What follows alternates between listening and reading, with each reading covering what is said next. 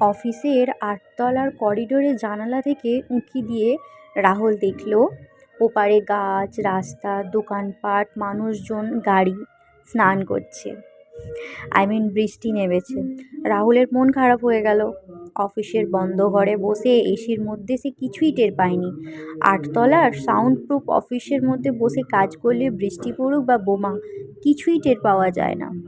রাহুল তাই মাঝে মধ্যেই তার সহকর্মীদেরকে বলে, বোঝা যায় না যে আমি কোথায় কাজ করছি, কলকাতার ক্যামাক স্ট্রিট, না মুম্বাইয়ের জুহু, নাকি আমেরিকার শিকাগোয়ে। তখন সহকর্মী রাজু বলে, তোমার মন যাতে বিক্ষিপ্ত না হয়ে যায় তাই তো এই ব্যবস্থা করেছে কোম্পানি। বাইরে কি হচ্ছে কিছুই টের পাবে না।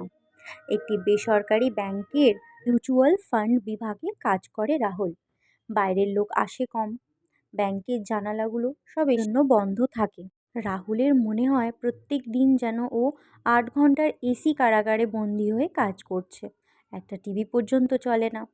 লিফটের অপেক্ষা না করে ৮ তলা থেকে তরতর করে সিঁড়ি দিয়েই নিচে নেমে গেল রাহুল।